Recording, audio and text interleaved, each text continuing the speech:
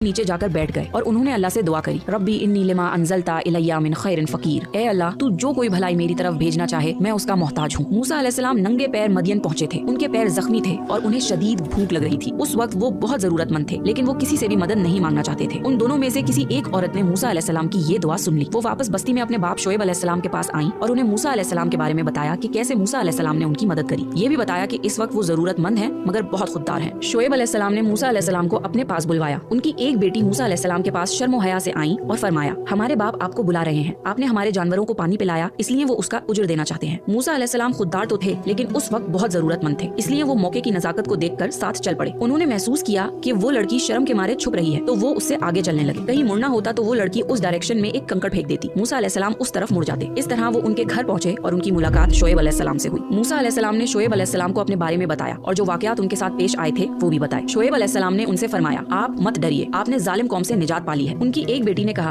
अब्बाजान, आप इन्हें काम पर रख लीजिए क्योंकि ये बहुत ईमानदार और मजबूत है। क्योंकि मूसा अलैहिस्सलाम बहुत नेक थे, शोएब अलैहिस्सलाम ने ख्वाहिश जाहिर करी कि वो अपनी एक बेटी का निकाह मूसा अलैहिस्सलाम से कर दें। लेकिन मूसा अलैहिस्सलाम के पास उस वक्त कुछ भी नहीं था, लिहाजा ये सवाल पैदा हुआ कि हक महर क्या तय किया जाए। शोएब अलैहिस्सलाम ने मूसा अलैहिस्सलाम से फरमाया, मैं अपनी एक बेटी को आपके निकाह में देना चाहता हूँ, इस पर कि आप 8 साल तक मेरा काम काज करें। हाँ, अगर आप 10 साल पूरे करें तो यह आपकी तरफ से एहसान होगा। मैं हरगिज ये नहीं चाहता कि आपको किसी मुशक्कत में डालूं। इंशाअल्लाह आप मुझे एक भला आदमी पाएंगे। मूसा अलैहिस्सलाम इस पर राजी हो गए। मूसा अलैहिस्सलाम ने 10 साल तक चरवाहे का काम किया। वो बकरियों को चराते, कुएं से पानी का इंतजाम करते और घरों कारोबार का सारा काम संभालते। इस मुद्दत में उन्हें औलाद भी हुई। इस बात पर गौर करिए कि जब मूसा अलैहिस्सलाम पेड़ के नीचे बैठे थे और अल्लाह से दुआ मांगी थी, तब उनके पास कुछ भी नहीं था। फिर अल्लाह ने उन्हें मदियन में सेफ्टी प्रोवाइड करी, उनकी इनकम का जरिया बना दिया और उनको एक लाइफ पार्टनर और औलाद से नवाजा। बेशक अल्लाह जिसे चाहता है उसे नवाजता है। मूसा अलैहिस्सलाम की इस दुआ को अल्लाह ने कुरान में मेंशन किया है और ये दुआ बहुत मशहूर है। अगर आप अपनी जिंदगी में मुश्किल वक्त से गुजर रहे हैं तो इस दुआ को जरूर पढ़ा करें। 10 साल बाद मूसा अलैहिस्सलाम ने सोचा कि काफी वक्त गुजर चुका है, अब मुझे मिस्र वापस जाना चाहिए। फिर मूसा अलैहिस्सलाम अपनी बीवी और बेटे को लेकर मिस्र की तरफ चले, लेकिन उन्हें इजिप्ट वापस जाने का रास्ता नहीं पता था। किसी से पूछना चाहते थे पर कोई बताने वाला नहीं था। रात के वक्त सर्दी बहुत ज्यादा बढ़ गई। फिर मूसा अलैहिस्सलाम को दूर, बहुत दूर पहाड़ की चोटी पर आग दिखाई दी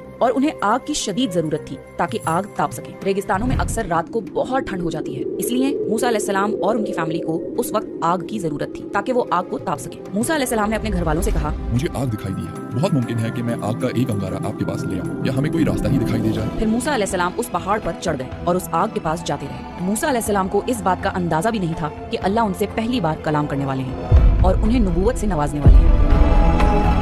मूसा अलैहिस्सलाम ने देखा कि एक जैतून के पेड़ के अंदर से नूर निकल रहा है। जब वो पेड़ के और करीब गए तो वो नूर और ज्यादा नजर आने लगा। जब वो पेड़ के और